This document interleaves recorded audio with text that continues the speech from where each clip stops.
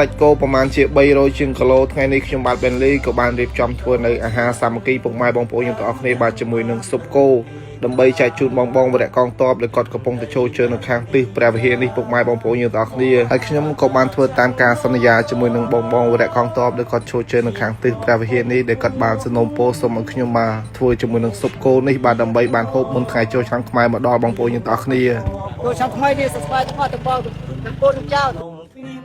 ហើយគ្មានអ្វីសប្បាយចិត្តជាងបានជួបបងវរៈកងទ័ពក៏ដូចជាបានធ្វើអាហារសាមគ្គីជូនពួកគាត់ឲ្យពុកម៉ែបងប្អូនយើងទាំងអស់គ្នាហើយនេះគោបងប្អូនទាំងអស់គ្នាពីបាទ300ជាងគីឡូដែលយើងយកមកធ្វើជាមួយនឹងបាទស៊ុបគោប្រមាណជា5-6ផ្ទះថ្នោតបាទដើម្បីចែកជូនបងវរៈកងទ័ព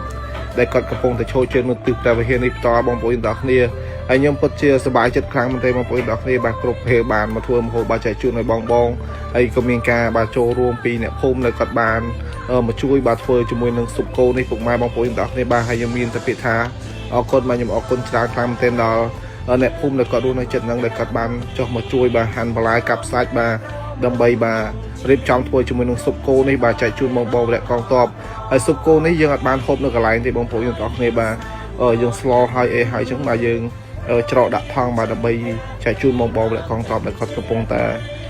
នៅជួរមុខបងប្អូនទាំងអស់គ្នាបាទនៅលើភ្នំនៅអីចឹងណាខ្ញុំមកសុំអបិជ្ជៈទីតាមថាគាត់នៅទិសណាតំបន់ណាទេដឹងថាបាននៅខាងព្រះវិហារពុកម៉ែបងប្អូនយើងទាំងអស់គ្នាហ្នឹងហើយអ្វីទាំងអស់នេះកើតឡើងមកបានដោយសារតែមានការចូលរួមពីបងប្អូនយើងទាំងអស់គ្នា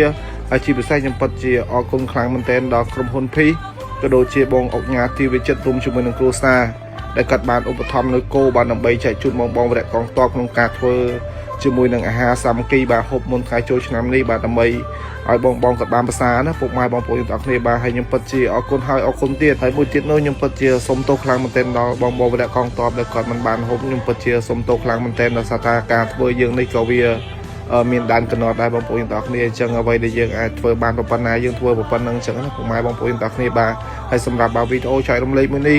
ខ្ញុំក៏មានតែប៉ុណ្្នឹងដែរពុកម៉ែបងប្អូនទាំងអស់គ្នាជាចុងក្រោយនឹងដែរខ្ញុំបាទ Bentley គោរពជម្រាបលាជួបគ្នានៅវីដេអូថ្មីទៀតអរគុណច្រើន